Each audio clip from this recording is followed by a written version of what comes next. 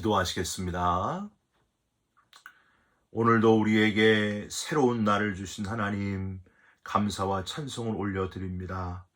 대강절 주님의 오심을 간절히 기다리며 오늘도 기대하며 기도하며 하루를 시작할 때에 세상에서 얻을 수 없는 참 평안과 기쁨을 얻게 하시고 우리의 마음속 깊은 곳까지 아시는 하나님께 구할 때에 신비하고 놀라운 주님의 손길을 체험하게 하여 주시옵소서. 우리의 답답한 마음이 시원케 되고 하나님의 특별한 도우심으로 승리하는 복된 하루가 되게 하여 주시옵소서. 예수 그리스도의 이름으로 기도 올리옵나이다. 아멘. 오늘은 잠언 28장 1절부터 14절까지의 말씀입니다. 봉독해 드립니다. 악인은 쫓아오는 자가 없어도 도망하나 의인은 사자같이 담대하니라. 나라는 죄가 있으면 주관자가 많아져도 명철과 지식 있는 사람으로 말미암아 장구하게 되느니라. 가난한 자를 학대하는 가난한 자는 곡식을 남기지 아니하는 포구 같으니라. 율법을 버린 자는 악인을 칭찬하나 율법을 지키는 자는 악인을 대적하느니라. 악인은 정의를 깨닫지 못하나 여호와를 찾는 자는 모든 것을 깨닫느니라. 가난하여도 성실하게 행하는 자는 부유하면서 굽게 행하는 자보다 나으니라. 율법을 지키는 자는 지혜로운 아들이요 음식을 탐하는 자와 사귀는 자는 아비를 욕되게 하는 자니라. 중한 별리로 자기 재산을 늘리는 것은 가난한 사람을 불쌍히 여기는 자를 위해 그 재산을 저축하는 것이니라. 사람이 귀를 돌려 율법을 듣지 아니하면 그의 기도도 가증하니라. 정직한 자를 악한 길로 유인하는 자는 스스로 자기 함정에 빠져도 성실한 자는 복을 받느니라. 부자는 자기를 지혜롭게 여기나 가난해도 명철한 자는 자기를 살펴 아느니라. 의인이 득이하면 큰 영화가 있고 악인이 일어나면 사람이 숨느니라. 자기의 죄를 숨기는 자는 형통하지 못하나 죄를 자복하고 버리는 자는 불쌍히 여김을 받으리라. 항상 경외하는 자는 복되거니와 마음을 완악하게 하는 자는 재앙에 빠지리라. 아멘. 오늘은 잠언 28장 1절부터 14절의 말씀으로 달라도 너무 다르다. 달라도 너무 다르다라는 제목의 말씀을 함께 나누고 기도하는 시간을 갖겠습니다. 최용우 님이 쓰신 글 중에서 악인과 의인을 구별하는 방법을 아세요? 악인과 의인을 구별하는 방법을 아세요? 라는 글이 있습니다. 여러분께 읽어드립니다. 악인과 의인을 구별하는 방법을 아세요? 사람들은 말은 안 하지만 내심 스스로 나는 의인일 것이라고 생각합니다. 그러나 이 방법에 비추어 보면 거의 대부분의 사람들은 악인입니다.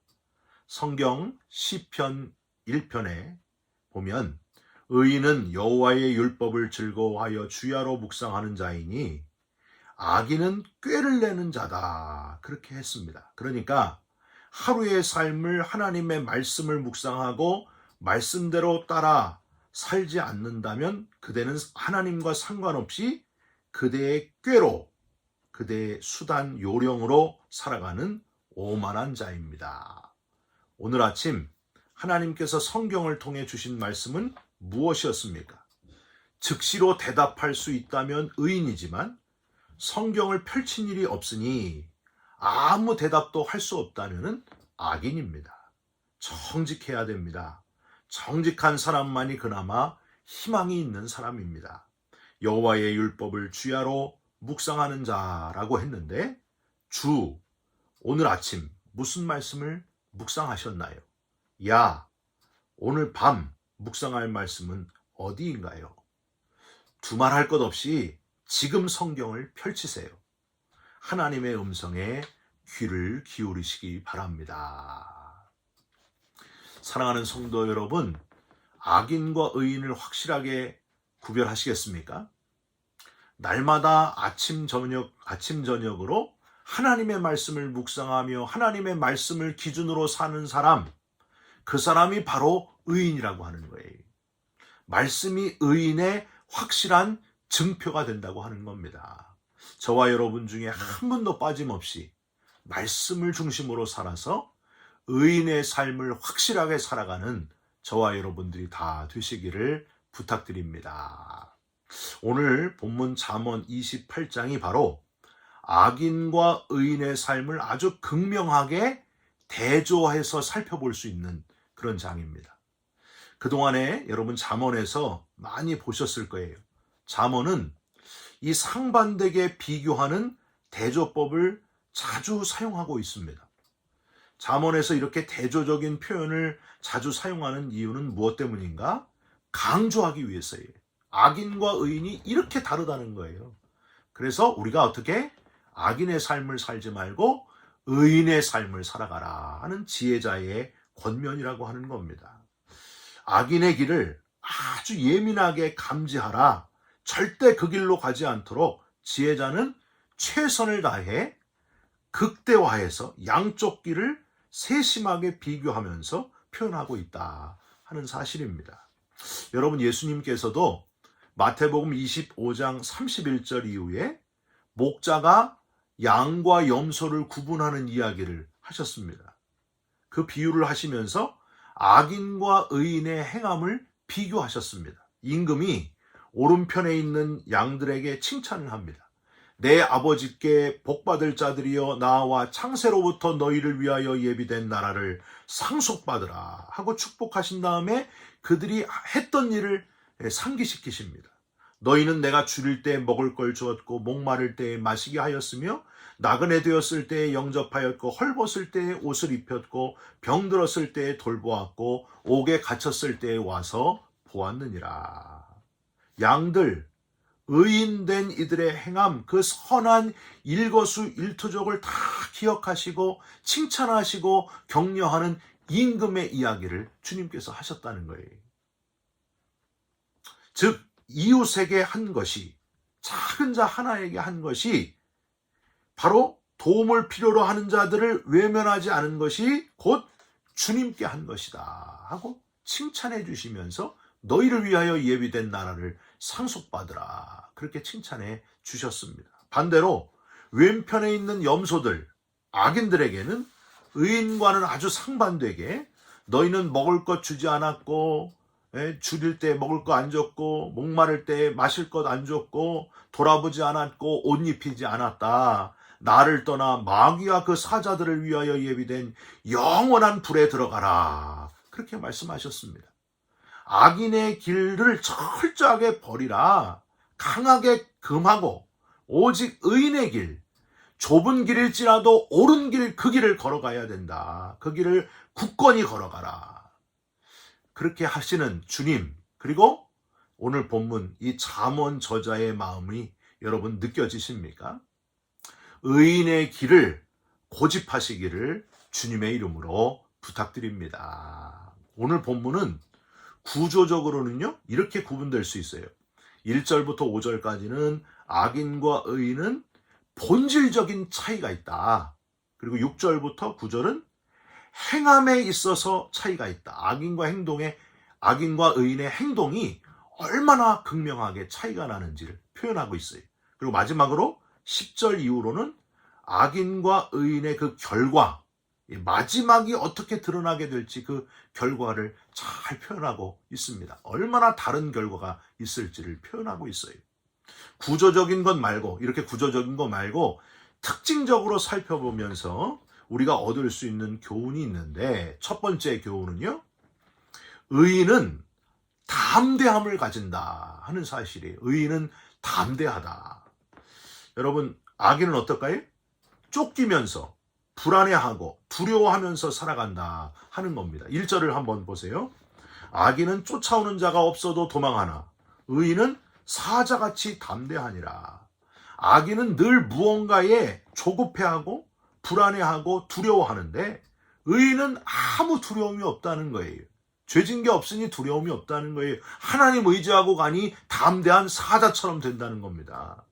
여러분, 사울왕이 처음에 사람들이 다윗을 좋아하니까 이 사울은 마음에 두려움이 찾아왔어요. 사울이 죽인 자는 천천히요, 다윗이 죽인 자는 만만이로다 하면서 여인들이 노래 부르면서 다윗을 높이니까 사울 마음에 무서움, 두려움이 찾아왔다는 거예요. 아니, 저놈이 내 자리를 차지하면 어떡하나. 사람들이 다 저 다윗을 좋아하는데 내 자리를 뺏기고 말겠다 하는 듯 무서움과 두려움이 엄습했습니다. 이 왕궁을 빼앗기면 어떡하나. 눈에 보이는 무엇인가를 잃어버리면 어떡하나 하고 불안하고 두려웠다고 하는 거예요. 반대로 다윗은 어땠습니까? 장인이고 왕인 사울 왕이 자기를 죽이려고 합니다. 잠깐 쫓겨다닌 게 아니라 수년 동안을 도망자 생활을 하는 사람이 바로 다윗 아니에요? 그런데 다윗이 쓴 시편들을 한번 여러분 살펴보세요. 불안합니다, 무섭습니다, 두렵습니다, 이런 게 거의 없어요. 거의 없어요. 다 뭐예요? 내 영혼 평안합니다. 하나님을 찬양합니다. 하나님은 나의 피난처가 되십니다. 두려움이 없습니다. 환난 중에 만날 큰 도움이십니다. 다윗이 지은 시편들이 다 그 내용이에요. 도망자가 불안해야 되는데 추격자가 불안한 상황이에요. 여러분 왜 그랬을까요? 다윗은 하나님이 나와 함께 하신다는 것, 임마누엘, 그걸 잃지 않았다는 거예요. 하나님이 나와 함께 하시기 때문에 부족함이 없다. 여호와는 나의 목자시니 내가 부족함이 없으리로다. 담대한 그 마음, 나로 하여금 푸른 풀밭에 눕게 하시며 쉴만한 물가로 인도하시는도다. 주의 지팡이와 막대기가 나를 안위하시나이다. 사랑하는 성도 여러분, 눈에 보이는 무엇인가가 그걸 통해서 우리가 담대함을 얻을 수 있다고 착각하지 마시길 바랍니다. 눈에 보이는 게 중요한 게 아니에요. 하나님이 나와 함께 하시면, 세상 끝날까지 내 손을 붙들어 주실 하나님을 의지하면 담대할 수 있다는 거예요. 담대하라, 내가 세상을 이기었노라 말씀하셨습니다. 여러분, 주님을 따라서 담대한 그리스도인으로 살아가시기를 주님의 이름으로 부탁드립니다. 어느 경비행기에, 작은 비행기에 기장님하고 과학자하고 한 학생하고 목사님하고 4명이 타고 있었어요. 근데 목사님하고 학생은 예수님을 잘 믿는 사람이었다고 해요. 천국에 소망이 있는 사람. 그런데 이제 경비행기로 비행을 이렇게 하다가, 4사람이 비행을 하다가 갑자기 비행기에 엔진이 고장이 났습니다. 그래서 비행기가 급히 추락을 하게 되었습니다. 안타깝게도 낙하산은 3개밖에 없었어요. 탈출하는 낙하산이 3개예요. 어떻게 했을까요? 먼저 기장이 낙하산을 딱 하나 어깨에 메고 이렇게 펼치면서 뛰어내리시면 됩니다 하고 먼저 뛰어내렸어요. 그랬더니 막 연이어서 과학자가 딱 낙하산 하나를 또 잡고 빨리 뛰어내리는 거예요. 이렇게 말하면서 뛰어내립니다. 나는 국가의 중요한 프로젝트를 담당하는 중요한 사람이기 때문에 살아야 됩니다. 그리고 팍 뛰어내리는 거예요. 누가 남았어요? 학생하고 목사님하고 남았어요. 학생이 먼저 얘기합니다. 목사님께서 뛰십시오. 목사님께서 낙하산 하나 남았는데 이거 갖고 사십시오. 저는 젊어서 괜찮습니다. 저는 천국 갈 수 있으니 괜찮습니다. 그랬더니 목사님이, 아니 무슨 말을 자네 그렇게 하는가. 젊으니까 더 중요하지. 내가 남을 테니까 나는 살 만큼 살았고 천국의 소망이 있으니 괜찮아. 소년도, 저도 천국 갈 수 있습니다. 저도 천국의 소망이 있습니다. 부활의 소망이 있습니다. 괜찮아요. 목사님 뛰십시오. 아니다, 자네가 뛰라. 이렇게 막 서로 양보를 하다가 이렇게 낙하산을 딱 봤더니 말이에요. 낙하산이 2개가 다 있는 거예요. 분명히 3개밖에 없었고 2명이 뛰어내렸는데 하나 남아야 되는데 낙하산이 2개나 있는 거예요. 이게 무슨 일인가 했더니 그 2번째 뛰어내린 그 과학자가요, 낙하산을 들고 뛰어내린 게 아니고 소년의 보이스카우트 가방을 들고 뛰어내렸다는 거예요. 여러분 어떻게 됐을까요? 목사님도 그 소년도 다 낙하산을 들고 뛰어내려서 살게 되었다 하는 그런 이야기입니다. 여러분, 오늘 죽어도 하나님 나라에 갈 수 있다. 천국에 갈 수 있다. 그런 소망을 가진 사람이야말로 세상을 담대하게 살아갈 수 있지 않겠습니까? 여러분, 저와 여러분이 다 오늘 밤에라도 주님이 나를 부르시면 하나님 나라, 영원한 부활의 나라에 이르게 될 것을 믿으시기 바랍니다. 담대하게 사시길 바랍니다. 어떤 것도 두려워하지 마시길 바랍니다. 세상이 우리를 이길 수가 없습니다. 하나님 앞에서 담대하게 승리하면서 살아가시기를 주님의 이름으로 부탁드립니다. 두 번째로, 의인은 하나님의 말씀을 기준으로 성실하게 행동하는 사람이다 하는 것을 기억하시기 바랍니다. 6절을 한번 보세요. 가난하여도 성실하게 행하는 자는 부유하면서 굽게 행하는 자보다 나으니라. 여기서 굽게라는 표현이 옛날 개역 성경에는 사곡키라고 되어 있어요. 히브리어로 메이키시 데라카임이라고 발음해요. 이 데라카임은 길이고, 길이란 뜻이고, 메이키시는 꼰다 혹은 둘로 나눈다 이런 뜻이에요. 그러니까 가난하지만 정직하고 성실하게 꾸준하게 자기 일을 감당하는 사람이 있는가 하면, 부유한데 두 길을 가는, 길이 꼬이게 만드는 꼬인 길을 가는 사람이 있다. 정직하게 우직하게 맡은 바 자기 일을 성실하게 감당하는 의인이 있고, 잔머리를 쓰면서 겉과 속이 다른 계산적이고 비열한 길, 어떻게든지 기회가 있으면 쉬운 길, 그 길을 가려고 거짓말도 하고 수단과 방법을 가리지 않고 이중적으로 살아가는 그런 사람, 거짓말해서라도 그 길로 가는 악인들이 있다. 이런 지금 표현을 하고 있는 거예요. 그 다음 7절에 이렇게 하는 원인을 밝히고 있습니다. 율법을 지키는 자는 지혜로운 아들이요, 음식을 탐하는 자와 사귀는 자는 아비를 욕되게 하느니라. 그러니까 율법을 지키는 자, 하나님의 말씀을 기준으로 사는 사람은 비록 가난해져도 어떻게 해요? 성실하고 정직하고 진실한 길을, 의로운 길을 걸어가는 의인이다. 그러나 부정직하게 사는 사람, 악인은 겉과 속이 다르게 두 길을 가는, 길이 꼬여 있는 사람, 그 사람은 어떻게 되느냐? 아비를 욕되게 하느니라. 자기만 문제가 아니라 자기를 낳아주신 부모님까지 욕먹인다. 그런 아주 허망한 삶을 살아가게 된다. 그렇게 교훈하고 있습니다. 여러분, 하나님의 말씀을 기준으로 살아가면 부정직하고 굽은 인생을 살 수가 없다고 하는 것을 기억하시기 바랍니다. 코람데오, 하나님 앞에서 하나님이 나를 보고 계신데 마지막 심판대가 분명히 있는데 어떻게 몰래 속이고 부정적인 삶을, 거짓된 삶을 살아갈 수 있겠는가? 여러분, 창가에 햇빛이 쫙 비치면은 그동안 깨끗한 줄 알았는데 거기 먼지들이 쫙 드러나지 않습니까? 우리가 그렇다는 거예요. 우리가 하나님 앞에 결국에 서게 되면, 하나님의 심판대 앞에 서게 되면 우리 속에 있는 모든 더러웠던 것들, 그 죄들이 다 낱낱이 드러나게 된다는 거예요. 여러분, 그 하나님 앞에 심판대 앞에 서게 될 때가 얼마 남지 않았습니다. 오늘 밤이라도 거기 설 수 있다는 거예요. 하나님 앞에서 늘 준비하면서 내 죄가 다 드러나고 내 인생이 정확하게 평가될 날, 평가받게 될 날이 지금 오고 있다고 하는 사실입니다.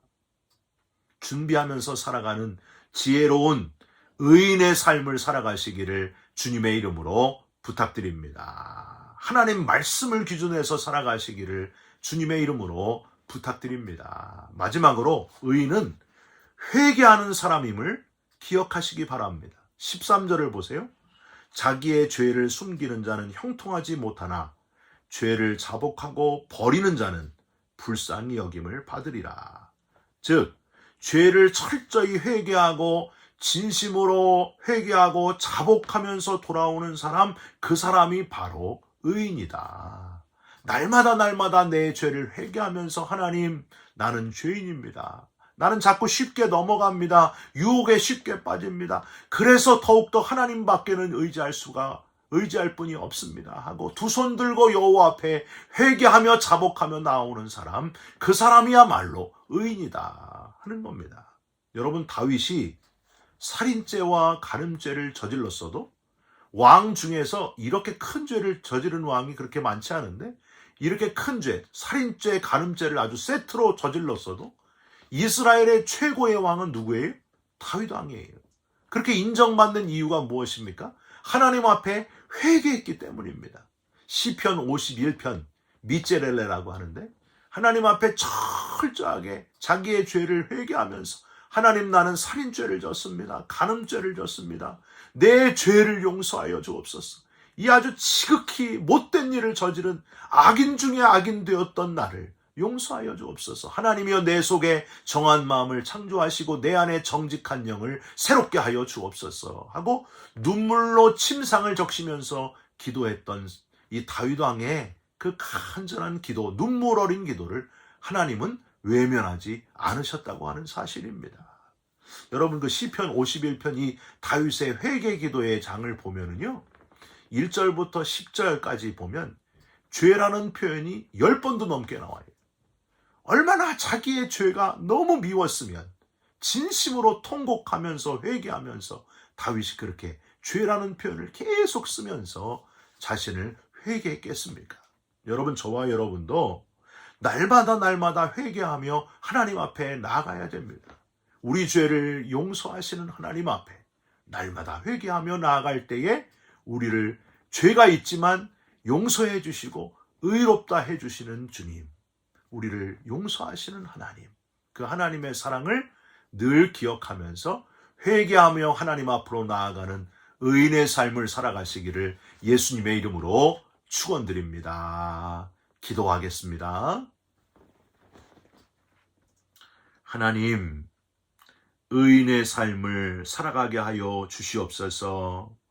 무서움과 두려움이 다 사라지고 나를 위해 죽어주시고 죽음을 이기신 부활의 주님처럼 부활의 소망으로 담대한 자의 삶을 살아가는 의인들이 되게 하여 주시옵소서. 하나님의 말씀을 기준 삼아서 성실하게 살아가는 우리의 삶이 되게 하시고 자복하고 회개하면서 날마다 하나님 앞에서 거룩해지는 그런 의인의 삶을 살아가게 하여 주시옵소서. 예수 그리스도의 이름으로 기도 올리옵나이다. 아멘.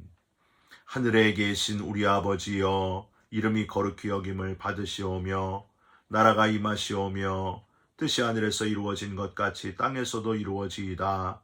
오늘 우리에게 일용할 양식을 주시옵고 우리가 우리에게 죄진 자를 사하여 준 것 같이 우리 죄를 사하여 주시옵고 우리를 시험에 들게 하지 마시옵고 다만 악에서 구하시옵소서.